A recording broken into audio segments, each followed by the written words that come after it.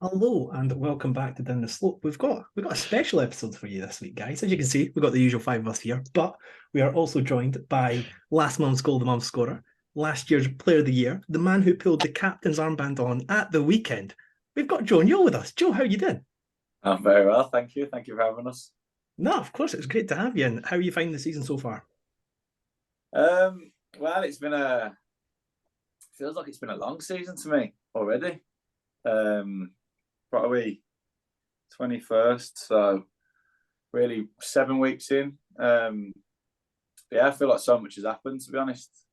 Obviously, plenty of games.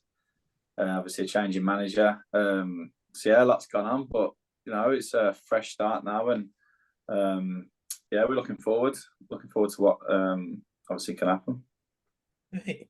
And obviously, the Hibs fans at the moment are absolutely in love with you, Joe. But one thing I would say, your first good game was away to Elgin in the League Cup. I think it was your second ever performance from Hibs. Can you remember that game, Joe? Because that's Okay. something that sticks out in my mind. There was two games from that first pre-season I come up. Elgin away, which I thought I played all right. I got my first goal in, and then Stirling Albion away, which was still up there, one of the hardest games of my life. And I don't know who it was, but I played against the best right back I've ever played against. Um, that was a very tough first few months, I'd say. But no, that was a good introduction to. It actually surprised me, in all seriousness, because I actually didn't know until I arrived that you are straight into the competitive games. Down south, your pre-season is literally just your friendlies and kind of just get a feel for it, play yourself into the team and stuff, and try and get your fitness. Whereas, like I say, Stirling Albion away was no joke. It's a lovely backdrop there, the way, with a big hill in the background. But speaking of introductions to things, Joe, on my way to Birmingham, obviously, fantastic day. We'll definitely touch on that later on. I actually ended up stopping off at Tamworth train station en route, and it is the worst train station I've ever been to in my life. Talk to me about that train station. In What is terms going of on? that, like people or just No, no, logistics. no. People were fine, but the train station was just disjointed. Yeah, it's like one going underneath, one above, isn't there? Yeah, what can I say? Tamworth train station isn't what we're famous for. We've got a theme park, we've got a ski centre, we've got the Tamworth Pigs. Have you heard of them? I've, No, I've not, but after the train station, I'm not sure if I'll go no. back, to be honest. Yeah, you don't want going on. But Uh, one last one for me just now, and then I'll pass over to Liam. But obviously, you've been at Hibs now quite a few years, and you've learned a lot of things. And one thing that the fans are really keen to know about is, what are the Celtic players having for their breakfast? I've not actually got round to asking them yet, to be honest. Um, Tell you one, from that game, if it's the same game I'm thinking that you're on about, I remember coming up for the second half. I can't remember what the score was at half time. But I was thinking, these boys are good. These new boys are good. And I got out for the second half, and I was thinking, you know what? Let's just dig in, like keep to the game plan or whatever, and get the first goal, and you never know and stuff like that. And I come out and I seen Hatate opposite me in the middle of the pitch, and he was stood on one leg, and he was like got the other leg in the air, and his eyes were shut, and he was doing like some meditation. I was just like, I got no chance here today, no chance. But in answer to your actual question, I still don't know what they eat. But I'm sure it's very clean and carbohydrate and protein packed. You see how this works, Joe. Harry asks all the nice, fun, jokey questions, and he leaves it to the rest of us to ask all the serious and difficult questions. So we're just going to dive straight in with some slightly more, shall we say, challenging questions. How are we? A question I want to ask you is: you've kind of gone from a player who, in the past, maybe sort of polarised opinion within the Hibs fan base in terms of the qualities that you bring to the team. But over the last year, you've sort of moved into being a bit of a fan's favourite. I think it's fair to say, winning Player of the Year award and having a pretty stellar season last season, even though the team was kind of up and down last season. How aware are you of that sort of fan perception, and what do you think that change in fan perception is down to? I don't know. What it's down to, I don't know. You guys, I suppose, will probably know more than me. You've been in the pubs and the chat rooms and stuff more than what I would. So yeah, I'm not entirely sure. To be aware of it, obviously I am. It's impossible nowadays, isn't it, to not see things online and all across social media and stuff. It's so yeah, I am aware of it, and obviously it's nice. I think it's quite funny, and I actually quite like it that I did split opinion, because you'd have one guy tell you that I'm a good passer of the ball, but I don't work hard enough. Then the other guy next to him be like, he works really hard, but he's shit on the ball. So I always think I quite like that you can ask one guy that thinks completely different things about me. But yeah, that's why, obviously, cliche, but it's like the massive game of opinions, isn't it? And that's why we all love it. You'll agree with Harry on some things and disagree with him on others, and that. So yeah, it's good fun. Oh, you're in safe hands on this podcast. We absolutely pound a cliche every single week. It's basically an hour and a bit of cliches every single week. So you're in safe hands with those. I just want to talk to you a wee bit about the kind of current team and the setup. You've played with quite a number of different central midfielders in your time at Hibs. A lot of those players have obviously moved on, but at the club at the moment, who's your favourite centre midfield partner or partners, and who sort of complements you the best, do you think? Well, I could give a really diplomatic answer. All of them, because they have, honestly, all of the lads have got their own individual qualities that they bring to the team. Genuinely have. I think we've got some real good players, youth and experience. If you look at me and Jimmy, obviously two of the older lads in the team, both played on the weekend, and I think we have a good partnership when we play together. We both complement each other a lot. Again, that kind of goes unnoticed if you're watching the game, but Jimmy's, like I say, the experience, and he's very vocal. His organisation skills are something that I think when he first come into the club was massive, and it really helped us. And I think the fans kind of appreciated that. So yeah, he's kind of a one that might not get all the plaudits, but he's very important to us as a not only a team but as a squad and a whole, and like a club as a whole, really. And then obviously you got young Josh, Jake Hayes, Alan, who's obviously come into the frame a little bit more over recent times. So, and obviously Dill Levitt as well, who's obviously been injured, a bit of a stop-start beginning to his Hibs career. So, and they're obviously all younger lads who, like I say, their qualities are what you see. Josh can get goals from midfield, which is priceless nowadays. Alan, Jake, and Dill are all technically really good players. So hopefully me and Jimmy we can kind of give them a bit of advice and stuff. And yeah, you'll have some good competition for places over the next few months and years. Do you if you won't give me names, do you prefer playing in a midfield 2 or a midfield 3? I was just about to say, so in answer to your question, I've got no answer, but I prefer, I wouldn't say I'm old-fashioned, but I do like a 4-4-2. I do like playing, yeah. This is what took about well for you then, eh? Yeah, I know. I just feel like I don't really like being tied. Me personally, I don't really get tied down to a specific role. I think nowadays, especially modern football, you've got, everyone likes talking about your numbers. You're a 6 or you're an 8 or you're a 10, or you can't just be you're just a midfielder, aren't you? I think so. If you can do a little bit of everything, you're just a normal midfielder. That's what I kind of like. And I think if you're playing a 2 in there, you're a little bit of everything, which I like doing. Back to how football used to be, eh? Good old 4-4-2. Yeah, exactly. Mike Bassett, 4-4-2. Mike Bassett. We'll have a bit of Mike Bassett on this podcast. Obviously, Joe, it's been well documented that you could have joined Hibs before you did. Do you wish that you had moved up here a year earlier? Yeah, I do think about that sometimes. Purely because I would have experienced Lennon as manager as well, which would have been, I hear all the stories and stuff, so I missed out on that. At the time when that we just got promoted back to the Championship with Rotherham, so I just won at Wembley with a great team that had loads of like best mates there. And I had 1 year left back in the Championship. So I don't really think I would have ever come up then, because obviously, like I say, we had such a good team down there and such a good kind of momentum. But you know, after coming up here, yeah, I've loved it. So you know, that like in terms, I don't know, it's a tough question. No, I would say no.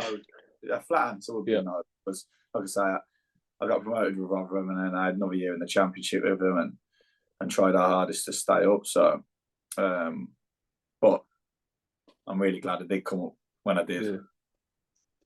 Perfect. I was going to ask you a question about where you think your best position is, but you've already answered that. So I'm going to ask you what your favourite story about Neil Lennon you've heard is. Best what? Sorry.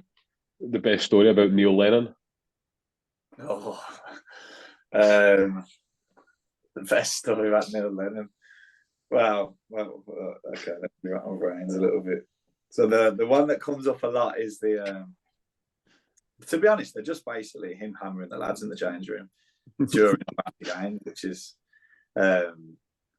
obviously funny itself. But probably the best, like my favourite one. And I wasn't. He's obviously I wasn't here with him, but when he told McGinn that he's not even the best player in his house or something, and he's meant to be the best player and worth 5 million or whatever. I think Stephen actually might have told me that story. He was quite happy to tell me that one. Super. Just to move on to something a bit more current, Joe, what do you think needs to be different under this management setup that was maybe missing in the last regime? What already is different, you mean? Yeah. What's different already, and what needs to be different going forward? Well, obviously it's still early, Ryan, because he's been in the building under 2 weeks. Absolutely, so we're still all getting used to each other. What I would say is with all the lads, we've genuinely. I'm not, obviously, if he was rubbish, I wouldn't come on here.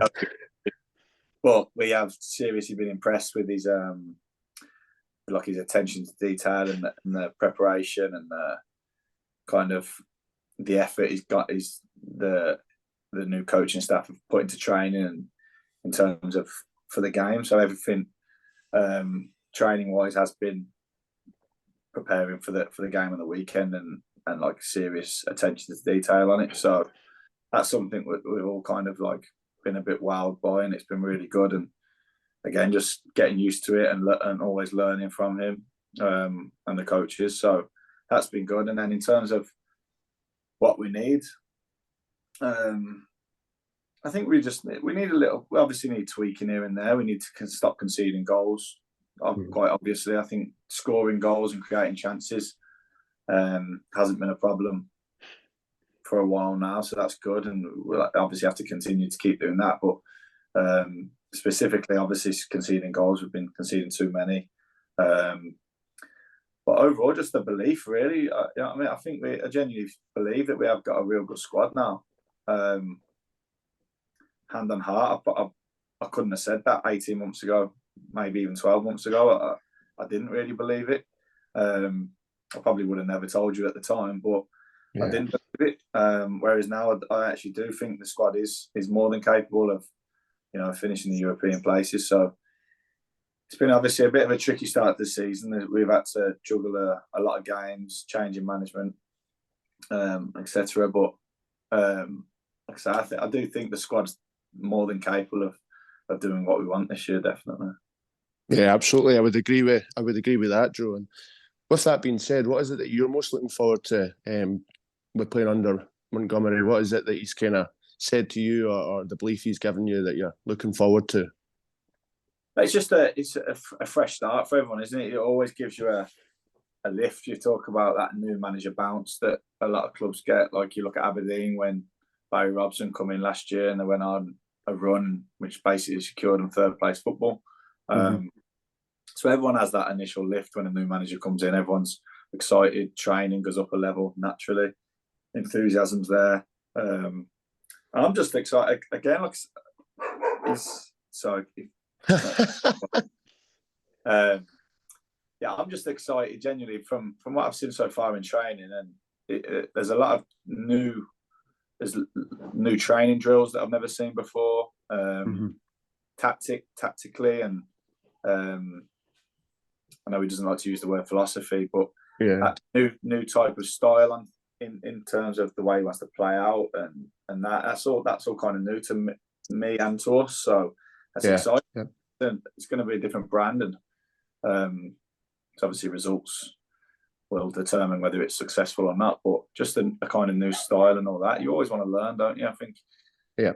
Absolutely. Yeah, as well in life in general, you always want to experience new things and be open to learning. So, that really.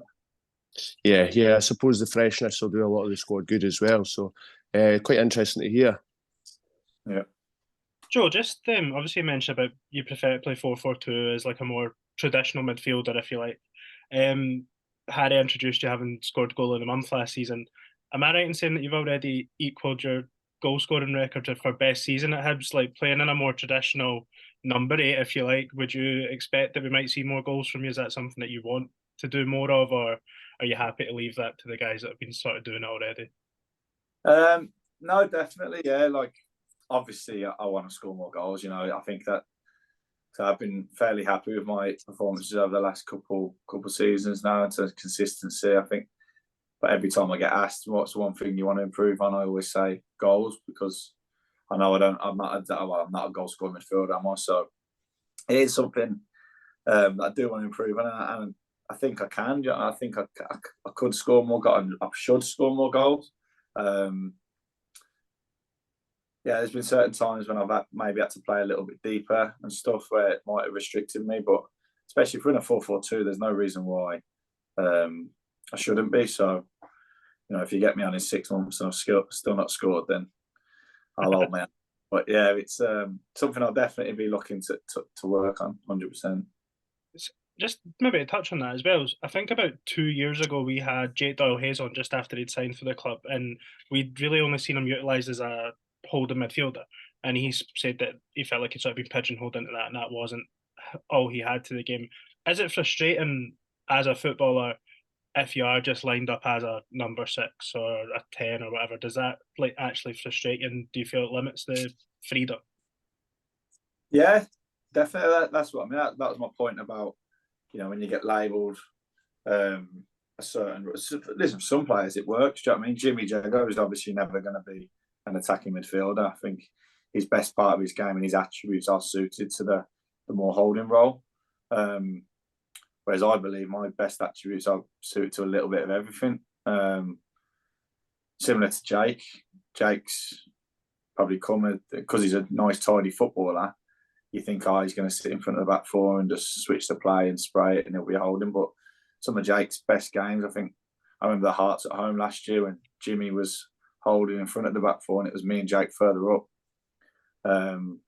He played unbelievable that day. So, yeah, I think so. And also another thing is you guys, you know, thousands of people come and watch the game on a Saturday and think, why does Joe never want to go over the halfway line, or why is you don't know what a certain player's been told to do that day and the tactics that the managers kind of wanted for that game. I remember Celtic away under Maloney. It was his second or third game in charge. I think went away. I think it was a night game. And, Monday night, I think. Yeah, we lost 2-0, and we had more possession than them. And I remember after the game and that, as seeing things like how we're not going forward enough, we're just always passing backwards and stuff. But that's what we've been. He said he wanted us to get in their half, come out, and keep the ball in their half. So like, you do something that you kind of been told, and then you get slaughtered for it online. You want to say like, well, you don't know what I got told, mate. There, do you know what I mean? But so certain games are obviously you get told different messages and stuff. But yeah, that's the way it is, I suppose. Has there ever been a time in the game at Hibs or anywhere else in your career that you've went, I don't think what he's saying pre-game works? You know, like in-game management where you've sort of taken over yourself and decided, no, I'm going forward, or I'm going to try and change this up a little bit. I think that, yeah, definitely there would have been times like you know, say if you're late on, you're losing, and it's kind of just free for all type thing. You need to try and get a goal or stuff. You would try and do what you think's right in that time. Maybe when I was younger, I tried to maybe done it a little bit more risky, but yeah, as you get older, you can't try and. It's a big part of it. To be honest, a big part of it as you see it. Try and manage the game from the pitch. You know, as a manager, you can only do so much from off the pitch, so they count on especially the older lads to kind of manage it on the pitch and kind of sense what the game needs at that time. Yeah, that's right. And just jumping in here, Joe. Obviously, you're on a fan podcast, so we do have a bunch of lovely followers who have sent in some questions. So I'm going to rattle through a few of these. Some of them, I think, us on the pod are wanting to ask, but we're not brave enough to, so we can stick it to their name, and then we can ask the question regardless. But we'll start off with a nice, easy one. So Alison on Twitter, lovely woman, she said, "Can you please ask what he thought of the fans singing at Villa Park? Like, did you think the fans were ever going to stop?" No, so it was obviously incredible. It was it's probably one genuinely. I know we lost 8-0 in aggregate and we lost 3-0 on the night. But for me personally, that whole day was just incredible for me. I had loads of family and friends there. Loads of people who I knew just dotted around the stadium, messaging me before and after, obviously Villa. So it's a real honour for me to go home really and play at Villa Park in a European game. But the last 20 minutes, so Davey said to me before the game, he said, "I'll be honest, Joe, I don't want to play. He said, I didn't want to play you tonight, but I know how much it means to you. So you'll be pleased to know, like, I'm not playing you, basically. Because obviously we had Aberdeen on Sunday, which was massive. But he said, but just to get your head around it now, I'm 100% taking you off after 60, 70 minutes, regardless of what happens. Because obviously the tie was over. So I'm taking you off. And honest, that I'm so happy he did, because that last 10 minutes especially, I was sitting next to Doige on the bench and we weren't even watching the game. We were just watching you guys in the corner, non-stop jumping up and down. And so when Sunshine and Leaf finished, the Villa fans right behind the dugout started clapping. I don't know if you probably noticed it in the ground, but you had like a mini round of applause from a lot of the home fans when it finished. It was just incredible. Mad. On your end? Can I just jump in there, touching on the fans? How much of an impact does it have when we take a strong following away from home, to have that kind of backing when you're playing out with Easter Road? Does it make a big difference? I mean, I've noticed you're always one of the first to come over and applaud before and after the game, which is absolutely recognised. I mean, it must mean something to you. Yeah, definitely, 100%. Like, just when you first asked, then Ryan, I tried to wrap my brain a little bit instantly. I thought St Johnstone away, first game of the season last year. You know, that big away following kind of sucked the ball in the net towards the end. Motherwell away, I feel like we always take a good following there. And we've had that this year, obviously, but we've had some good results there over the years, shooting towards that end with the away fans. So it obviously 100% it does. And yeah, it's as players, I think you have to go over and recognise it. You know, spend a lot of money following the club, where every player's here on a part-time basis. Basically, you know what I mean? Like, we're here representing your club. We're kind of, I don't know what the word is, but we're in temporary role for your club, basically. So I think it's always important to go over. Sometimes it's not nice. I still always try and do it, but if we lose 3-0 away to St Mirren, for example, and you're going over and you're thinking, "Oh, I'm just going to get told to fuck off." You have to, because for every 10 people are going like that and all that, you've got one little boy next to him who's clapping you off, who's made the journey over there, and he doesn't care the result. He just wants to show his appreciation. So I think it is important, yeah. But definitely the big away support does play a massive role in us getting results. Yeah, I mean, I think the way that you've answered that question kind of shows why everybody loves you within the fan base. You've got a lot of appreciation, and it's reciprocated.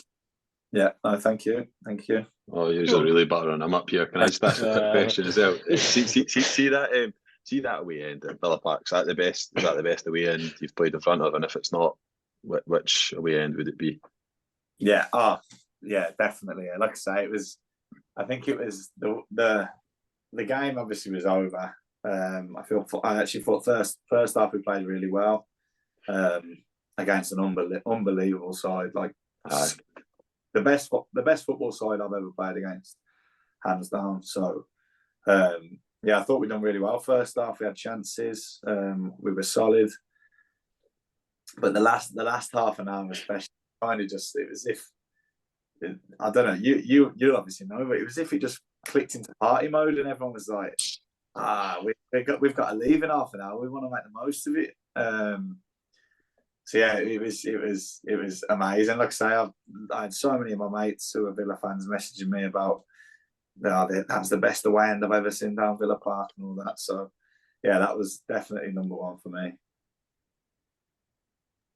See, as a player, Joe, there's been a lot of debate in Scottish football about the size of away attendances and allocations just now. Would it really get to you if it ever got to a stage where there was no away fans? Would you rather see away allocations increased, or? Yeah, 100%. I think, the old firm, they're always just, it's like, it's pathetic. And at the end of the day, it's just like school children bickering. It's like, I think Hibs and Hearts do it the best, don't they? You know what I mean? They get both a stand each, but they're always good games. Atmosphere is always amazing, and that should be the example, really. I wouldn't want to see Easter Road just full of Hibs fans. And I'm sure you wouldn't. You score a goal, you want to turn around to the away fans, don't you? Give them and vice versa. They'd want to do it. It's all part of it. I remember as a kid growing up as a Birmingham fan, away days with my dad was some of the best memories I've got. So, and obviously it adds to the entertainment, doesn't it? Absolutely. And that's what it is. It's an entertainment business at the end of the day. It's all about the entertainment. So if the atmosphere adds to that, then why not? And you'll be glad that you were far too young to play under Hibs manager Bobby Williamson then, because he once said that if you want entertained, you should go to the cinema. So I think I've heard that quote before. But there's a non-football question that I think we all want to ask, but Kev Wilson on Twitter was brave enough to ask, and he said, what's Joe's skincare routine that makes him look so handsome? He was asking for a friend, and in brackets, he was the friend. So, Joe, what's the skincare routine? We all need to know. I'm gonna break his heart here. I've not really got one, to be honest. Big Doity told me, I'd say about a year ago, maybe a little bit longer. He was like, you need to get on there. And actually, my missus is always on to me about the moisturiser and stuff, about getting wrinkles. You're getting older now, 30 years old, it's going to tell and stuff. So I have I think I've got Nivea. It's Nivea, just a little normal daily moisturiser I've got on in my wash bag. But yeah, there's no like cucumber over the eyes or nothing like that. Oh, and would you say Doige at the team's probably the biggest on his moisturising routine? Yeah. Are you asking that because you think he looks the oldest for his age, or? No. I was thinking he looks most handsome. That's what it's spin that in. See, that's what we're spinning that. Doige's he's all right with stuff like that. To be fair, Doige's quite clued up with his skincare and his beauty products. I think that comes from his missus as well, though, to be honest. She's very clued up, so he gives me tips. Yeah. And one thing I find really interesting, like I think, I don't know if this sounds daft, obviously you're a footballer so you can say better than me, but I think sometimes you can see with the chemistry players have got on the pitch that you can just think they get along well, like outside of football. You and Doige have always seemed to have that chemistry since you were both first brought into the club. Is that accurate, or am I just making things up? No. Yeah, no, spot on. So obviously joined the same time, didn't we? Both had shocking first 2-3 months together. We both picked up together at the same time. So So yeah, I was heartbroken when he left last year, went on loan. No, all credit to him. He's come back this year, and in all fairness to Lee Johnson, he brought him in and spoke to him and said, you've got 1 year left in your contract. Like, you're more than entitled and welcome to like try and stay and fight for your place in pre-season and stuff. And he obviously had offers. He had really good offers from several clubs up here. So he could have chose to go, but he wanted to stay. We all wanted him to stay. I think people forget the year before he went on loan, he had a bad injury with his Achilles that kind of never really left him for a few months after it. He had a real bad COVID hit around Christmas time, and then he went. By the time he did come back, he come back into a struggling side where none of us were up to par really. So then obviously he went on loan. New manager come in and decided to send him on loan. But like I say, all credit to him. So I think he's not just now, but in training, in pre-season, it's kind of the stuff that maybe you guys wouldn't see. He was brilliant. Obviously, he's one of my best mates, so I'm more than happy that he's still about, definitely. And just one more from me on that just now. I think credit to Lee Johnson for having that conversation with Deutsch, but those are the types of conversations that quite a lot in these types of interviews players reflect on that have had quite significant impacts on their careers. Is there any moment that a manager or coach or even a senior player at a club's pulled you to the side and kind of had a conversation that's helped you throughout your career? Cool. Nothing really. I wouldn't say anything really springs to mind drastically. I've always been lucky in terms of like I've never had to everywhere I've been. I was at Peterborough for 4 years. Played majority of the time. Rotherham played majority of the time. I've never really had to have tough conversations with managers in terms of like wanting me out the door or anything. So I've always been lucky in that respect. I do remember when I was 18 or 19, and I had two mates at Peterborough. So I used to go out quite a lot when I was younger, as we all did. And I didn't, for whatever reason, I can't remember why, but I didn't go out one night. I think it was a Tuesday night. It was like a student night. And I can't remember why, but I didn't go out. I think it was in the next day. And the two lads got in trouble anyway. I think they had got involved with the police, or the club found out anyway. And when the gaffer, Darren Ferguson, put me in his office the next morning, he was like, because they were my two mates, like, so us three would have always gone out. And he was like, I know you would have been close to going out last night, and I'm just letting you know that's the best decision you'll ever have done, because if you did go out, you'd be getting sacked like them too. And I was like, oof. So that was one. Another one, same manager actually, when I first arrived, that just actually made me think of something else. So I wasn't actually a professional at this time, so I was only 16. And so I joined Peterborough at 16, moved into like the digs there. And the first night, me and my best mate from back home who joined with me, we both got released from Birmingham, went there. Obviously 16-year-old, first night away from home and stuff. Just all excited and getting carried away. And I like little flipping chavs that we was. We started just looking oranges out the window at cars. And obviously didn't think anything of it. Woke up in the morning, got to football, and there was a big meeting with the first team manager, Darren Ferguson. They probably didn't even know our names at this point, and he was like, "Who are the two idiots throwing oranges at cars in Midfield?" And I was like, "Oh no!" And he was like, obviously, me and Bish, my mate, had to put our hands up, and he said, "You're very lucky that your youth team manager likes you. He's basically just saved your career already. I wanted you sacked. So you suspended for a week, go home, and come back in." So yeah, so we had to go home a week after just getting there, and then, but that was a combo that I thought obviously could have gone a lot differently. I could have been sacked and down the job centre at 16.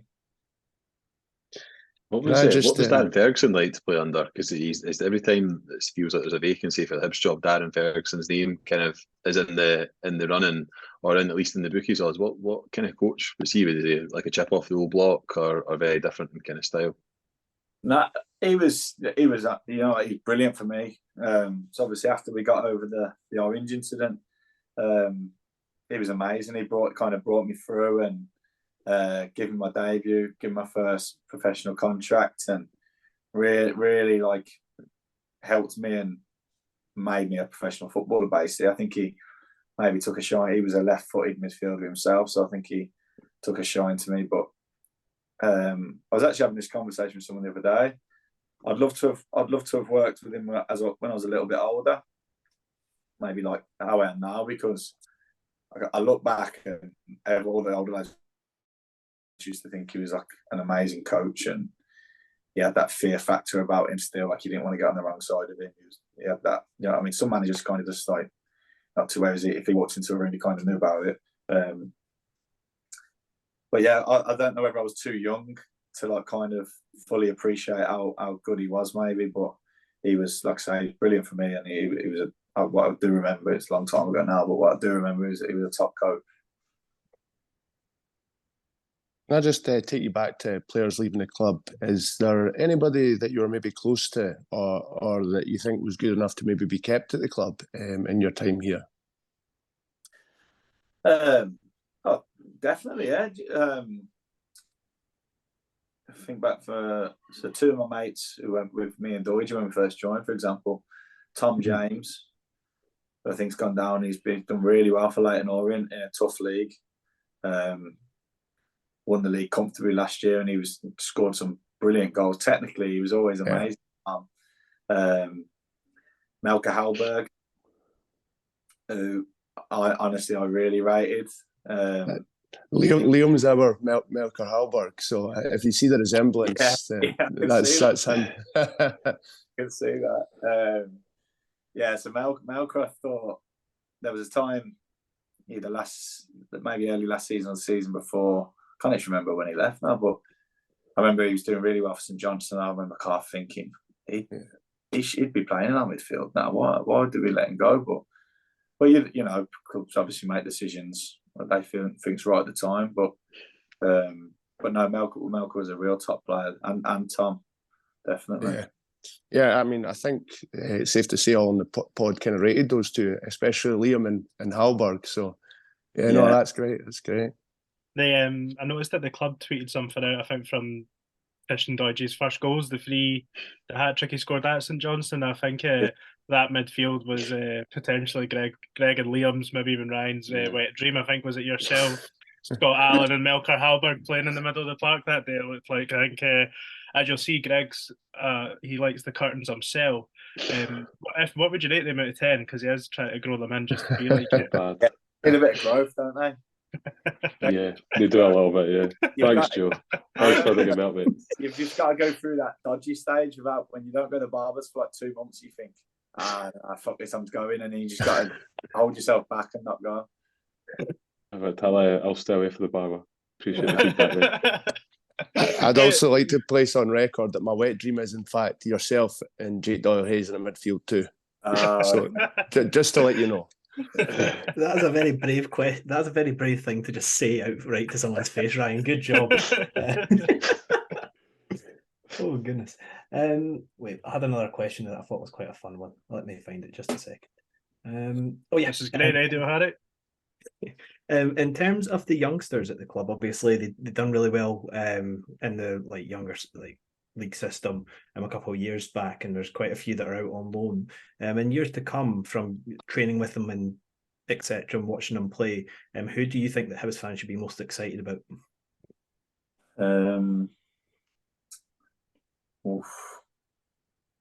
But there's a couple for various reasons. Obviously, they're positionally. I think the one who I personally think is probably closest at the minute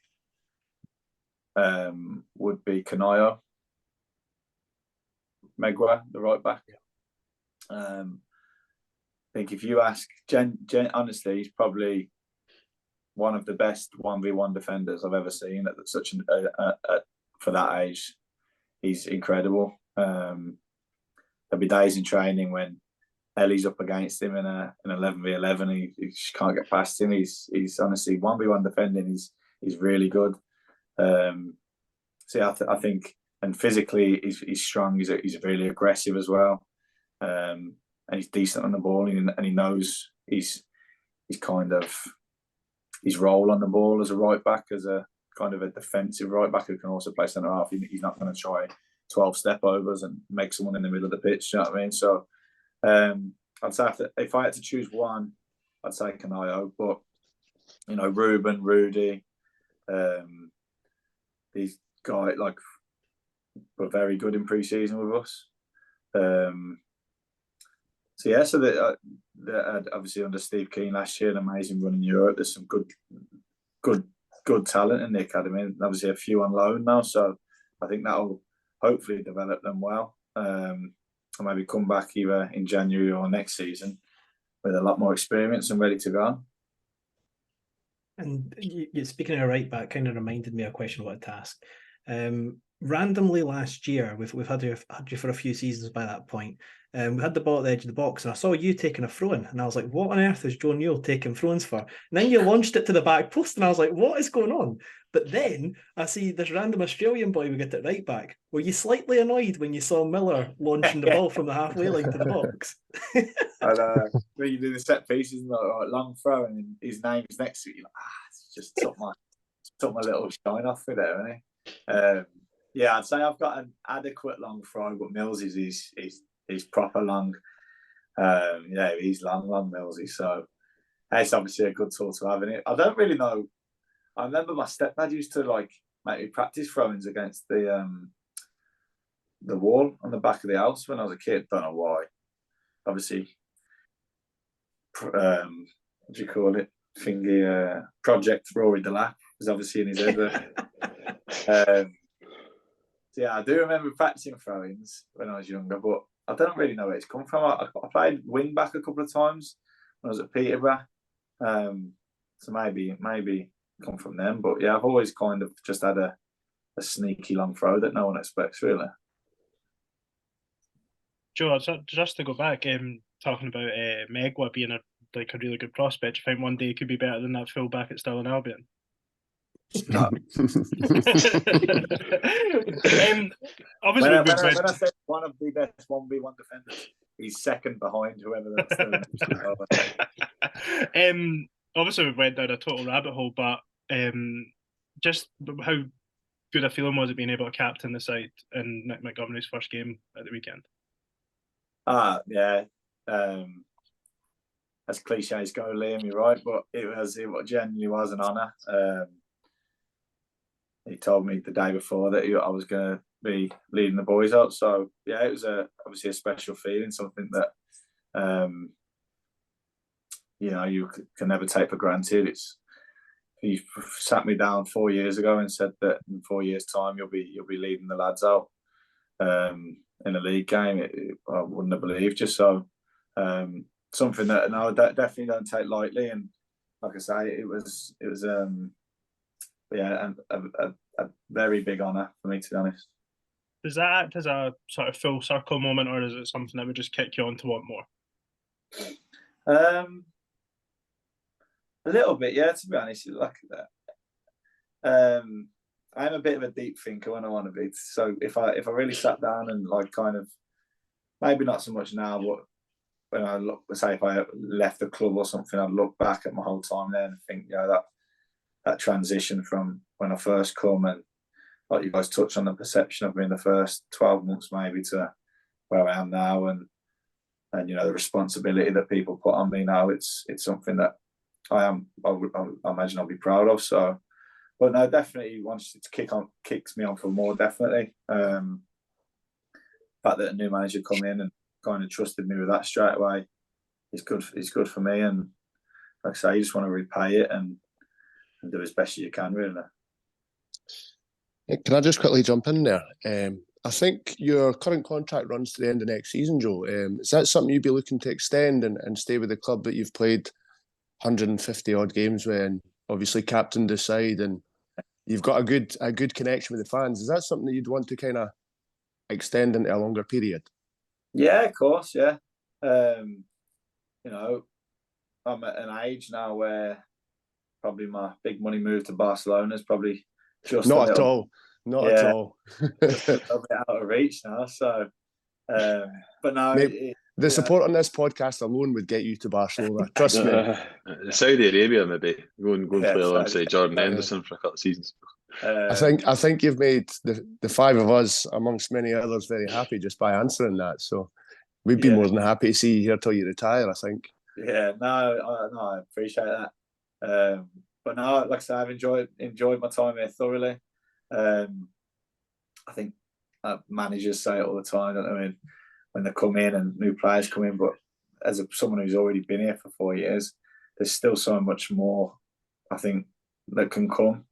Mm-hmm. I think the potential and I went to Dave, don't know if any of you boys went to Dave Gray's testimonial the other week, but just sitting there the night, like just listening to the boys talking about the cup final and all that, like that's something I'm desperate for. Like to win something for the club would be amazing, especially with this group of players that we've got now. So that's something probably short term that I'd be desperate for, definitely. You know, the longer I'm here, the more chance of it happening. So yeah, we'll see. Yeah. But like I say, I've still got plenty of time left on this current deal. Yeah, absolutely. Obviously, you mentioned cup finals and stuff. There, Joe, we've got a quarter final next week. What sort of short term ambitions do you have, at least for the rest of this season? Where do you see the club should be going? Well, I think it's everyone should be excited. I think at the minute, from every short spell so far, like say that in the Kilmarnock game, you can see that there's going to be a total new kind of style and brand coming to Easter Road now. So I think that should excite people. I think we have to be looking to get to cup finals and finish in the European places. That should, no matter what the state of affairs is, that should always be the goal for each season for this club. We're only a month or two into it, so we haven't had a great start, but there's no panic whatsoever. There's still, we win the 2 league games and win Wednesday night in the quarter final, then you're going into the Edinburgh Derby full of beans, and it's not too bad of a start then. Yep, absolutely. Unless any of the other boys have got any questions to come in on now, we're going to run into some quick fire questions to wrap us up. It's quick fire questions, less teammates from Soccer and more designed for yourself. So, boys, you got anything else, or forever hold your peace? What you got? One more, just because we also got you, Joe, wasn't it?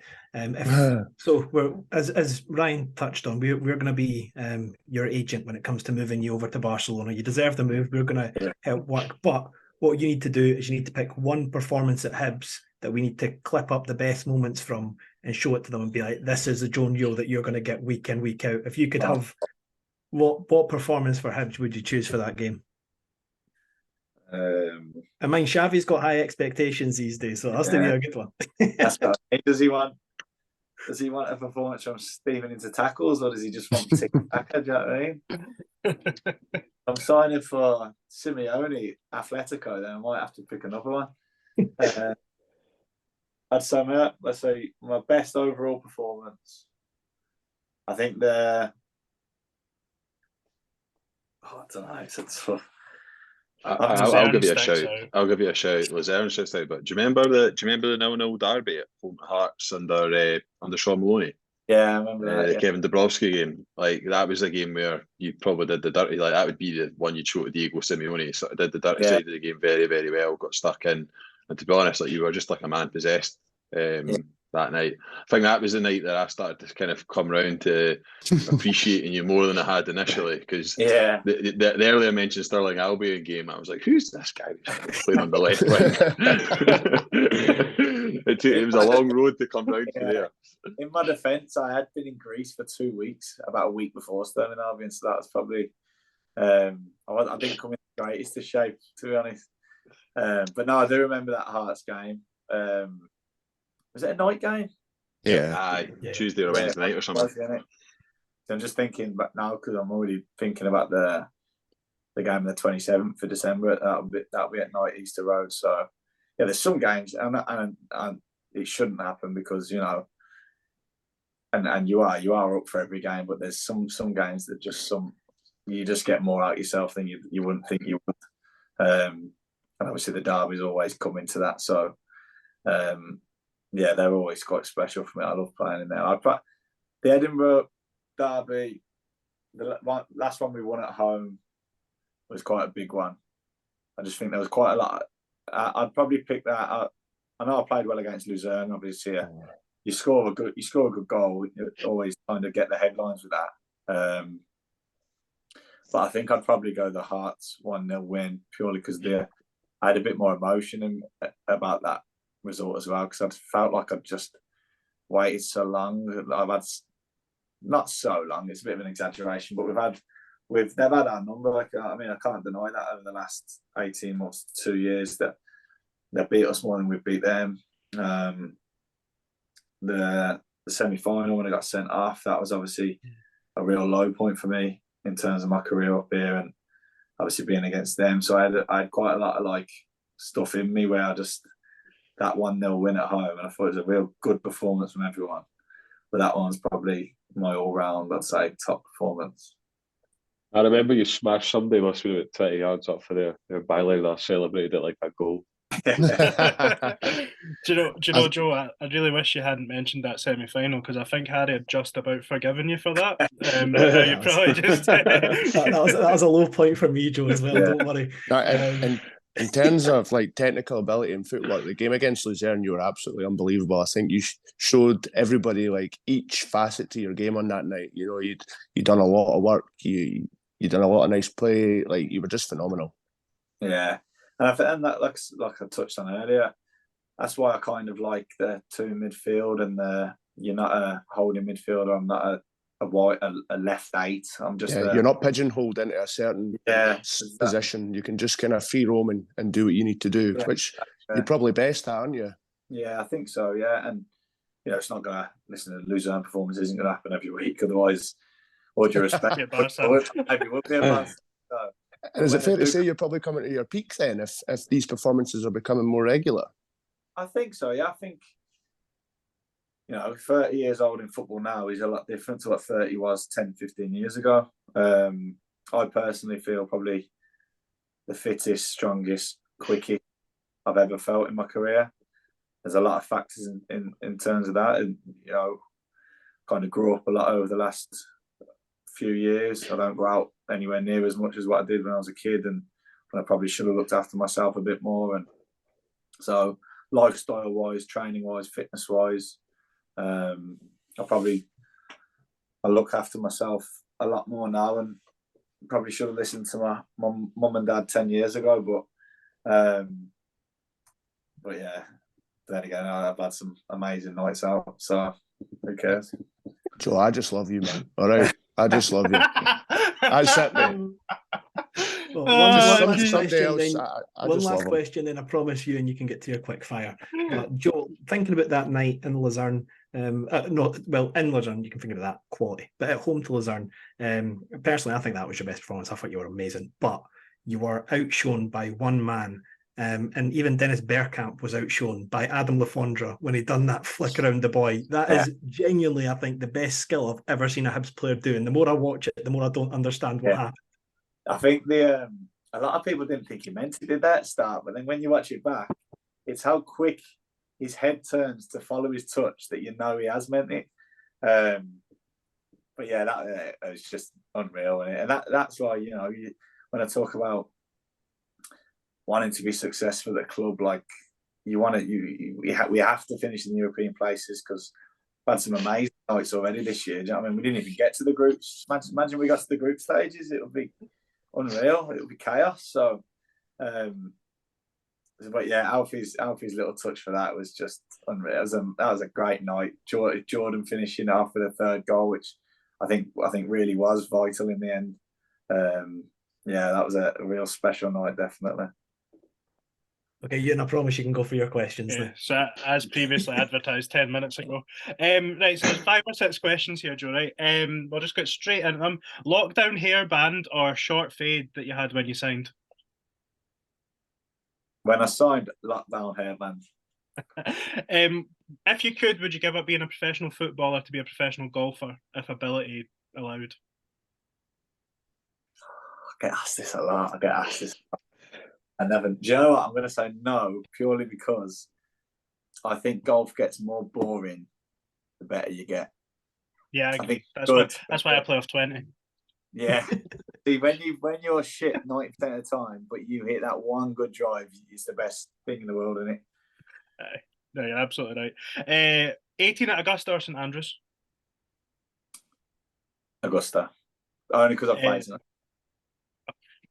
Fucking all the common cunts down here. Tilton Road Stand or the East Stand? Say that again, sorry. Is it the Tilton Road Stand or the East Stand at Easter Road? Oh, I'm gonna have to go Tilton Road then, boys. Sorry.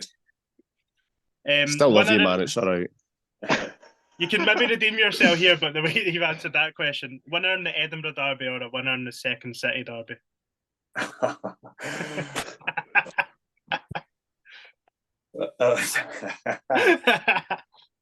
gonna go. I'll go the Edinburgh Derby just because I've got. Even though you don't mean it, so we've sort of maybe covered this one, but best moment at Hibs. So maybe if there's something that maybe we wouldn't initially think of. Okay, so like I say, Luzerne night the other night was Luzerne home and away was incredible. Hearts at home last season, hearing Sunshine League for the first time at home was amazing. Other than that, I think my next best one is being 3-0 up against Rangers and looking at the walking back after Boyley's third, which was the penalty, I think. Walking back the halfway line. I can't remember who he said it to. I was talking to, just casually walking back. I looked up and it was like 32 minutes or whatever it was, or 40 minutes. 3-0 and just genuinely thinking like, what is going on? Only one we just lost 14 in a row, whatever it was. I was thinking, what is going on? I could not believe it. So that moment, specifically that moment, but that game as a whole is probably the next best. Right, well, that ties me into a question I hadn't initially wrote down. Last minute winner or a 4-0 pumping?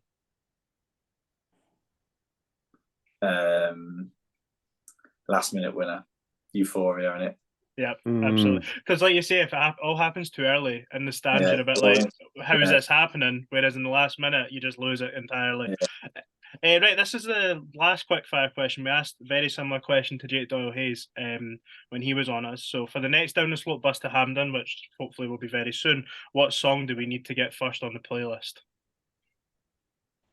For the bus to Hampden? Yeah, so when we beat St Mirren next week and we're going to the semi-final at Hampden, we'll always run a bus. So when we're on the bus, we'll always put the music on through the speakers. You get to add the first song to the playlist. I'll go with... So I need to get... So you don't want something slow and emotional, do you?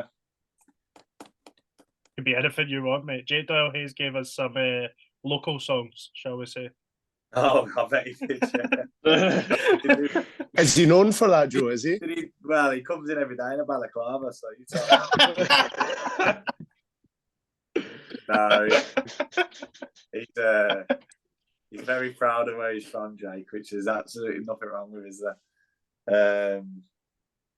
I'll go with a bit upbeat. Cortinas, them, I'd probably... them in a way is my favourite band, so I'll go with their classic, not 19 Forever. Excellent. Well, that wraps up my quick fire questions.